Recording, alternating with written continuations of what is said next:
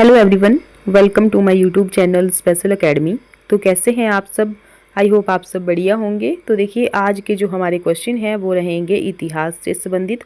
देखिए, हिस्ट्री के हमारी ये क्वेश्चन है और प्रीवियस ईयर क्वेश्चन पेपर है ये, और इसी को देख के आप अंदाज़ा लगा सकते हैं कि किस तरह का पेपर जो है तो आपके टीजीटी कमीशन में आएगा।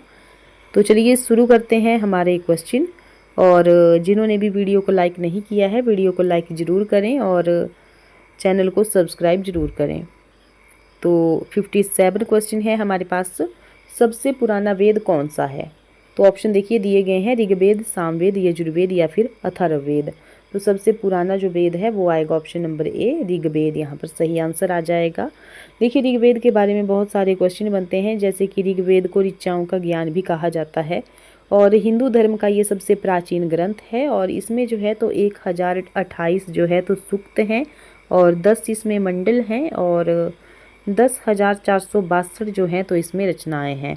और इसको पढ़ने वाले को क्या कहा जाता है? जो इसको पढ़ते हैं तो उस ऋषि को कहा जाता है होत्री। होत्री उनको कहा जाता है। और देखिए, विश्वामित्र द्वारा जो है तो तीसरे मंडल में जो है तो सूर्य देवता सावित्री को ये जो है तो समर्पित है तीसरा मंडल। और 9वें मंडल में क्या बताया गया है कि 9वां मंडल जो है, तीसरे मंडल में आपको सीधा से याद रखना है कि इसमें जो है तो सूर्य देवता सावित्री का इसमें वर्णन किया गया है। और 9वें मंडल में क्या बताया गया है कि ये जो है तो सोम देवता को ये समर्पित है।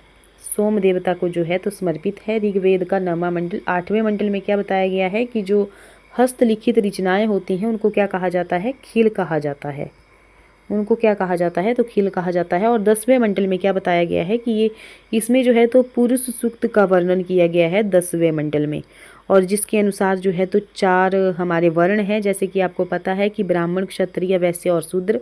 और देखिए, ब्रह्मा के मुख, भुजाओं, जंघाओं, चरणों से ये सब जो है तो उत्पन्न हुए हैं। कौन? ब्राह्मण, क्षत्रिय, वैश्य और शूद्र। इस सब का वर्णन किस में है? तो 10वें मंडल में है। बहुत इंपॉर्टेंट है और पेपर में जो है तो ये पूछा भी गया है कि जो ऋग्वेद का जो 10वां मंडल है उसमें क्या बताया गया है। तो आपको ध्यान रखना है कि पुरुष सूक्त का इसमें वर्णन है और ब्रह्मा का जो वर्णन किया गया है इसमें जो है तो ब्राह्मण, क्षत्रिय, वैश्य, शूद्र का वर्णन किया गया है, जो कि ब्रह्मा के मुख, भुजाओं, जंघाओं और चरणों से उत्पन्न हुए हैं। एक और वेद आता है हमारे पास, देखिए यजुर्वेद।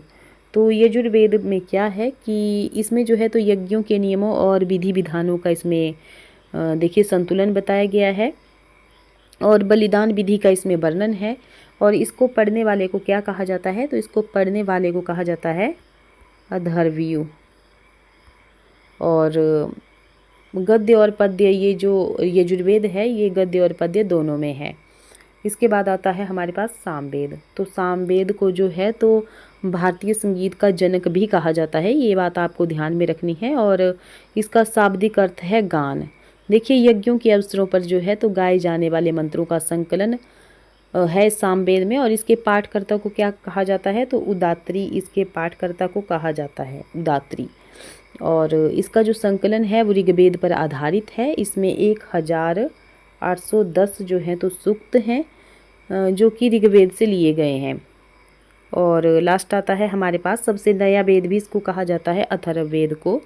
और अथर्ववेद की जो रचना है वो अथर्वा ऋषि के द्वारा की गई है। और इसमें जो है तो 731 मंत्र हैं और 6000 इसमें पद्य हैं।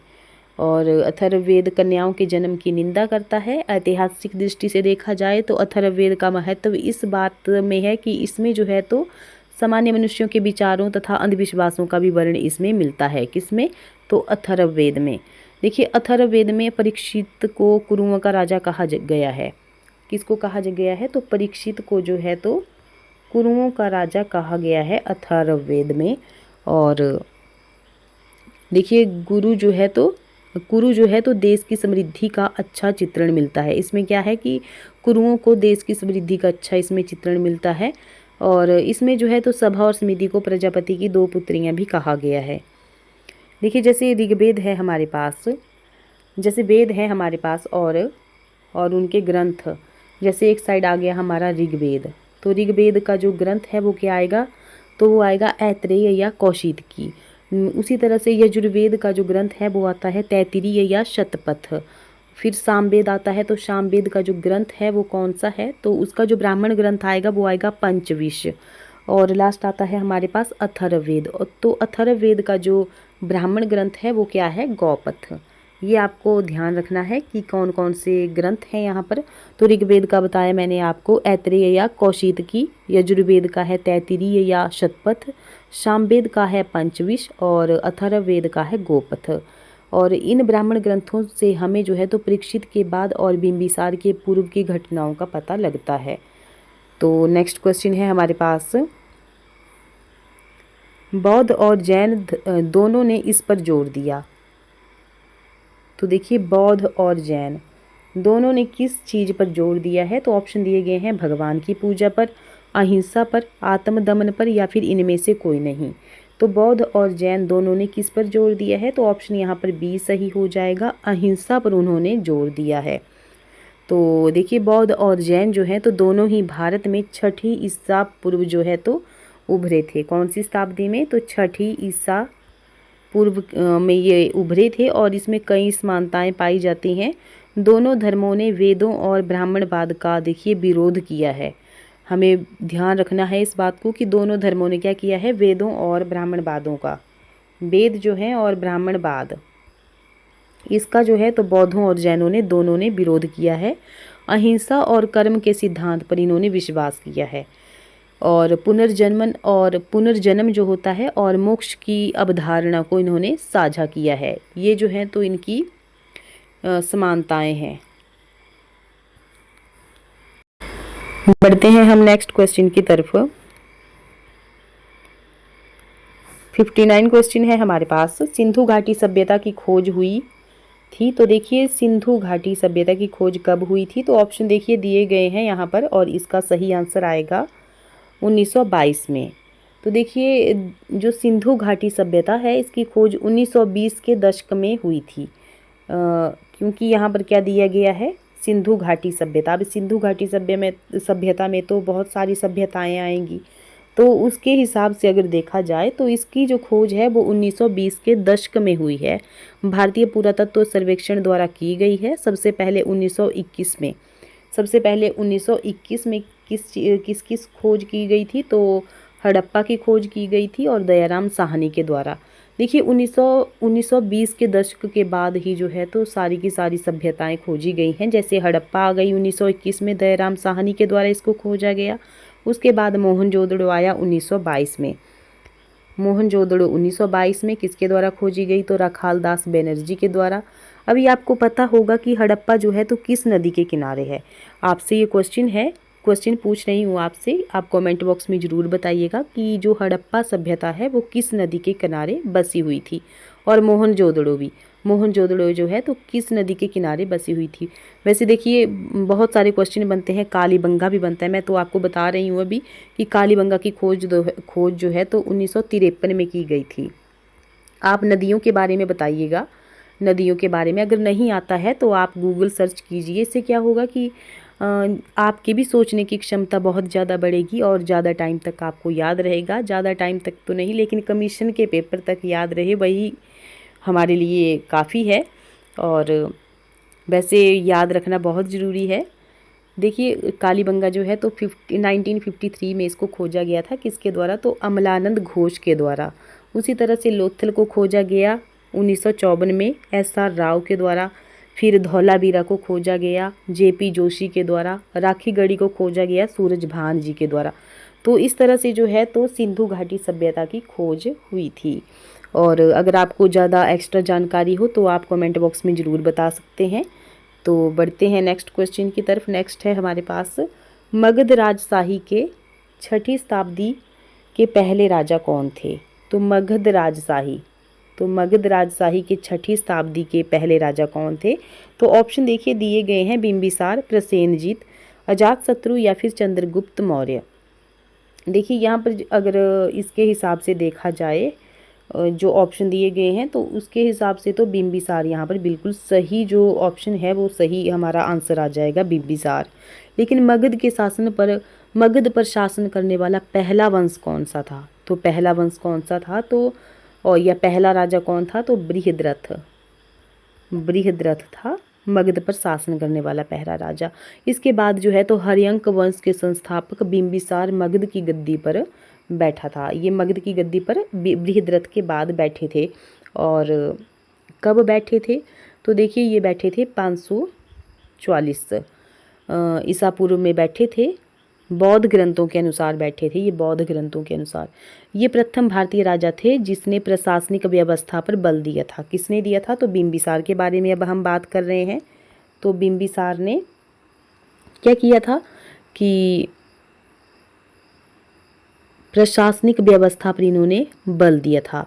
बिंबिसार ने ब्रह्मादत्त को हरा करके अंगराज्य को मगध में मिला लिया था। किसको हराया था? तो ब्रह्मादत्त को हराया था। और किसको मिलाया था अपने शासन में? तो अंगराज्य को इन्होंने मिला लिया था।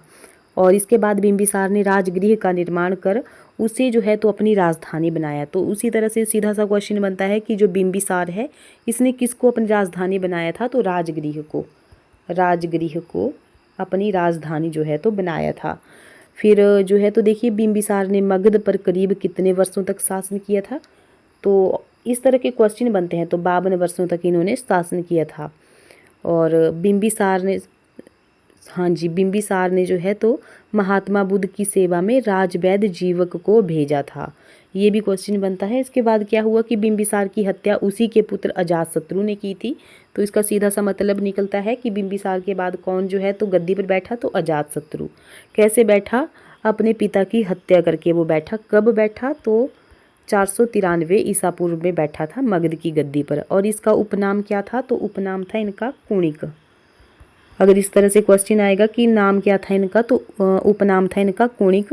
और प्रारंभ में जो थे तो जैन धर्म के ये अनुयायी थे। अजातशत्रु ने कितने वर्षों तक शासन किया था मगध पर? तो देखिए 32 वर्षों तक जो है तो शासन किया था, 32 वर्षों तक। उसी तरह से अजातशत्रु के बाद फिर कौन बैठा राजगद्दी पर? तो उसी का पुत्र उदायन बैठा। उदायन कैसे बैठा? तो इसने भी अपने पिता की हत्या कर दी और फिर ये मगध की गद्दी पर बैठा। और फिर उदायन ने किसको जो है तो अपनी राजधानी बनाया था? तो पाटलिपुत्र को जो है तो पाटलिपुत्र की इन्होंने स्थापना की। फिर इसके बाद पाटलिग्राम को जो है तो अपनी राजधानी बनाया। और ये जो था तो जैन धर्म का अनुयायी था। हर्यंक वंश का अंतिम राजा कौन था? तो उदायन का पुत्र नागदशक था। फिर उदायन के बाद कौन बैठा? तो नागदशक बैठा था। और अंतिम शासक था ये किसका? तो हर्यंक वंश का। और नागदशक को उसके अमात्य, जो उसका जो रक्षक होता है, या आप उसको कह सकते हैं जो साथ में रहते हैं एक राजा के साथ में, तो उसी के अमात्य ने शिशुनाग ने क्या किया? 412 ईस्वी पूर्व में जो है तो उसको अपदस्थ करके मगध पर शिशुनाग वंश की स्थापना कर दी। तो सीधा सा क्वेश्चन बनता है यहाँ से कि जो मगध पर जो है तो हर्यंक वंश का शासन था, उसके बाद किस वंश का शासन आया? तो उसके बाद जो शासन आया वो आया शिशुनाग वंश का। तो स्थापना किसने की? तो शिशुनाग ने उसकी स्थापना की। और राजधानी किसको बनाया शिशुनाग ने? तो पाटलिपुत्र को राजधानी बनाया। और शिशुनाग का इन्होंने जो राजधानी बनाया था वो वैशाली को बनाया था। पहले तो पाटलिपुत्र थी अजातशत्रु के टाइम पर, उदायन के टाइम पर पाटलिपुत्र थी। उसके बाद जो है तो इन्होंने वैशाली को अपनी राजधानी बनाया था शिशुनाग ने। और शिशुनाग का उत्तराधिकारी था कालाशोक। और कालाशोक कौन था आपको? क्योंकि बौद्ध संगति भी हुई थी, ये कौन सी बौद्ध संगति हुई थी इनके काल में, तो आप कमेंट करके ज़रूर बताइएगा। और शिशुनाग का उत्तराधिकारी कौन था? तो कालाशोक था। और अंतिम राजा कौन था शिशुनाग वंश का? तो नंदीवर्धन था। और इसके बाद जो है क्या हुआ कि नंद वंश का संस्थापक कौन आया? इसके बाद नंद वंश की स्थापना हुई। तो नंद वंश का संस्थापक था महापद्मनंद। फिर नंद वंश का अंतिम शासक आया घनानंद। फिर घनानंद सिकंदर का समकालीन था। और इसने जो है तो चंद्रगुप्त मौर्य ने इसको पराजित किया था और मगध पर मौर्य वंश की स्थापना की थी। इस तरह से जो है तो आपको क्वेश्चन को एक दूसरे के साथ रिलेट करना है। कितनी सारी हमने जानकारी इकट्ठा कर दी एकदम से। तो बढ़ते हैं हम नेक्स्ट क्वेश्चन की तरफ। नेक्स्ट है यहाँ पर, भारत में पहली बार धातु के सिक्के उपयोग किए गए। तो देखिए कहाँ पर उपयोग किए गए धातु के सिक्के? तो ऑप्शन यहाँ पर दिए गए हैं, पश्चिमी भारत, मध्य भारत, दक्षिणी भारत या फिर बिहार और पूर्वी यूपी। तो इसका जो सही आंसर आएगा वो आएगा ऑप्शन नंबर यहाँ पर डी, बिहार और पूर्वी यूपी में जो है तो भारत में पहली बार धातु के सिक्के जो थे तो उपयोग में लाए गए। ये जो थे तो 6ठी शताब्दी ईसा पूर्व के आसपास के थे। कौन सी शताब्दी के? तो 6ठी ईसवी शताब्दी के ईसा पूर्व के आसपास के थे। इन्हें जो है तो इन सिक्कों को क्या कहा जाता था? तो इस तरह का क्वेश्चन बनता है और बहुत इंपॉर्टेंट है। तो इन सिक्कों को जो है तो आहत या पंचमार्क जो है तो ये सिक्कों को कहा जाता था। और ये किस धातु के थे? तो चांदी के ये सिक्के थे और कुछ सिक्के तांबे के थे। चांदी और तांबे के ये सिक्के थे। बढ़ते हैं हम नेक्स्ट क्वेश्चन की तरफ। देखिए कोई क्वेश्चन ऐसे होते हैं जो जिनमें जो है तो हम बहुत ज़्यादा डीप चले जाते हैं, जानकारी इकट्ठा करते करते इतने डीप चले जाते हैं कि टाइम का पता ही नहीं चलता। और देखिए अगर आपको हमारी ये वीडियो अच्छी लग रही है तो वीडियो को लाइक ज़रूर करें और दोस्तों के साथ इसको शेयर ज़रूर करें। जो भी पहली बार हमारे चैनल पर विज़िट कर रहे हैं, वीडियोस देख रहे हैं, तो चैनल को सब्सक्राइब ज़रूर करें। तो नेक्स्ट क्वेश्चन है हमारा, मौर्य राजशाही को उखाड़ फेंका था तो किसने उखाड़ फेंका था? तो ऑप्शन देखिए दिए गए हैं, हर्ष, समुद्रगुप्त, पुष्यमित्र शुंग या फिर कनिष्क। तो इसका जो सही आंसर आएगा वो आएगा ऑप्शन नंबर सी, यहाँ पर पुष्यमित्र शुंग इसका सही आंसर आ जाएगा। अब यहाँ पर बात की गई है कि मौर्य राजशाही को उखाड़ फेंका था पुष्यमित्र शुंग के द्वारा। तो इसका मतलब ये हुआ कि जिन्होंने मौर्य वंश का जो अंत किया वो कौन थे? तो पुष्यमित्र शुंग थे। तो हम अब यहाँ पर डिस्कस करेंगे मौर्य वंश के बारे में। तो देखिए मौर्य वंश, मौर्य साम्राज्य की स्थापना कब हुई थी? तो ये हुई थी 345 ईसा पूर्व में चंद्रगुप्त मौर्य के द्वारा जो है तो इसकी स्थापना की गई थी। और मौर्य वंश के शासक कौन थे? हम मेन डिस्कस करेंगे। मौर्य वंश के शासक थे जैसे कि बिंदुसार, अशोक। अब अशोक आया मौर्य वंश में, तो अशोक ने आजीविकों को रहने हेतु क्वेश्चन बनते हैं, जैसे अशोक ने जो है तो आजीविकों को रहने हेतु बराबर की पहाड़ियों में 4 गुफाओं का निर्माण करवाया था। अब वो 4 गुफाएं कौन कौन सी थी? तो देखिए उनका नाम मैं आपको बताऊंगी। उनका नाम है कर्ज, चौपार, सुदामा और विश्व झोंपड़ी। ये वो 4 झोंपड़ियाँ हैं जिनमें जो है तो अशोक ने आजीविकों को रहने हेतु बराबर की पहाड़ियों का निर्माण करवाया था। कौन कौन सी गुफाएं थी? तो कर्ज, चौपार, सुदामा और विश्व झोंपड़ी। एक और क्वेश्चन बनता है कि देखिए अशोक के पौत्र जो हैं तो दशरथ ने आजीविकों को नागार्जुन गुफा प्रदान की थी। और अशोक के जैसे स्तंभ लेखों का क्वेश्चन आता है कि अशोक के 7वें स्तंभ लेख में आजीविकों का उल्लेख किया गया है। कौन से उल्लेख में, कौन से स्तंभ लेख में? तो 7वें स्तंभ लेख में जो है तो आजीविकों का उल्लेख जो है तो किया गया है। उसी तरह से एक और क्वेश्चन आता है कि कलिंग युद्ध का जो वर्णन है वो कौन से स्तंभ लेख में, कौन से स्तंभ लेख में जो है तो बताया गया है? तो आपको ध्यान रखना है जो 13वां अभिलेख है हमारा, 13वां अभिलेख, उसमें जो है तो कलिंग युद्ध का वर्णन किया गया है। और चौथे अभिलेख में भेरी घोष के स्थान पर धर्मघोष की घोषणा की गई है, ये उसमें बताया गया है। जो 5वां अभिलेख है उसमें धर्म महामात्रों की नियुक्ति जो है तो की गई है। देखिए कौशाम्बी के अभिलेख को रानी का अभिलेख कहा जाता है। जो कौशाम्बी का अभिलेख है इनका, उसको क्या कहा जाता है? तो रानी का अभिलेख, रानी का अभिलेख जो है तो उसको कहा जाता है।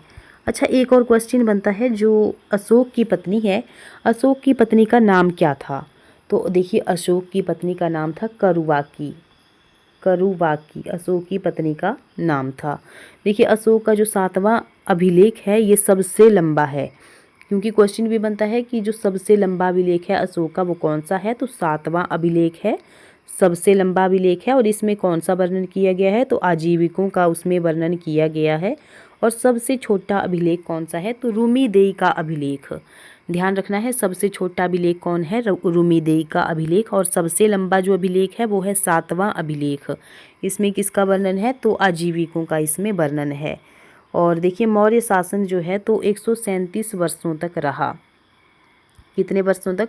अगर क्वेश्चन बनेगा तब हम बता सकते हैं, इसलिए नॉलेज ज़रूरी है कितने वर्षों तक जो है तो मौर्य वंश रहा था, उसने शासन किया था, तो 137 वर्षों तक।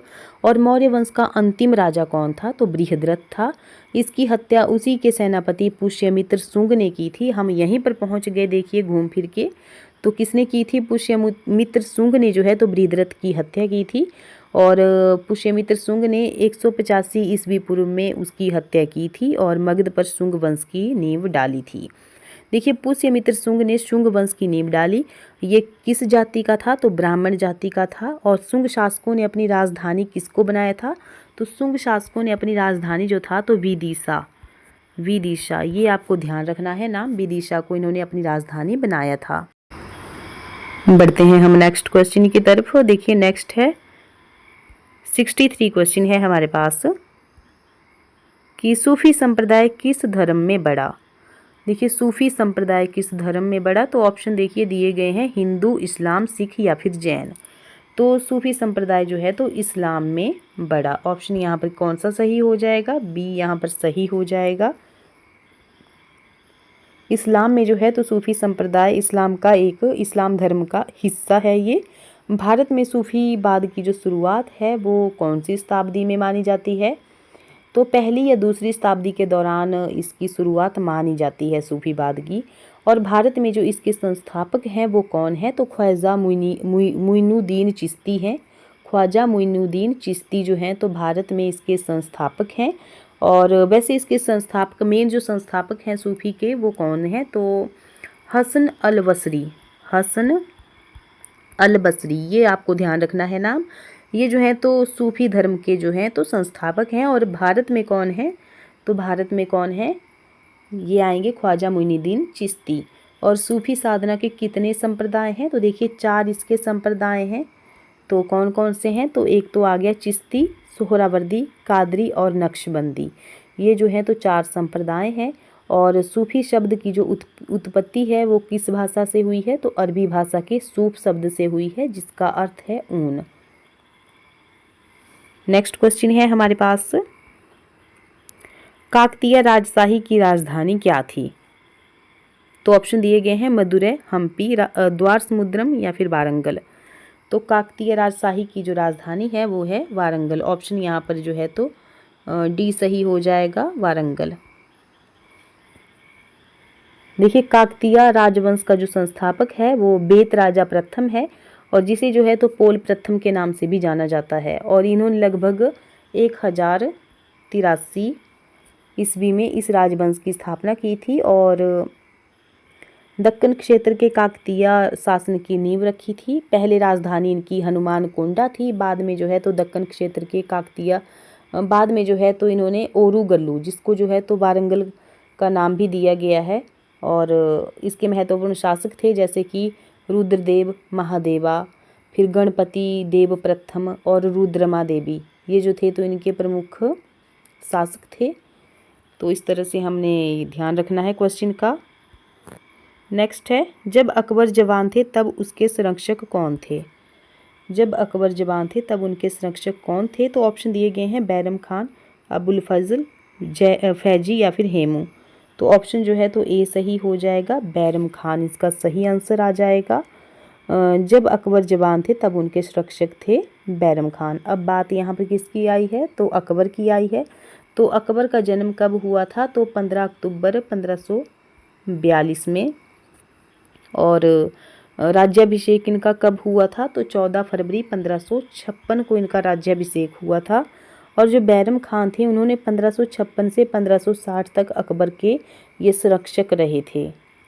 कितने से कितने तक, तो 1556 से 1560 तक, 1556 से 1560 तक ये जो है तो अकबर के संरक्षक रहे थे। अगर बात की जाए अकबर के शासनकाल की, तो अकबर का जो शासनकाल था वो था 1556 से 1605 तक। तो ये थे हमारे आज के क्वेश्चन। वीडियो बहुत लंबी हो गई, इसलिए बाकी क्वेश्चन हम कल डिस्कस करेंगे। और वीडियो आपको अच्छी लगी हो तो लाइक ज़रूर करें, कमेंट ज़रूर करें। पहली बार चैनल पर विज़िट कर रहे हैं तो चैनल को सब्सक्राइब ज़रूर करें। स्पेशल एकेडमी को ज़रूर से फॉलो करें। मिलते हैं नेक्स्ट वीडियो में। Thank you.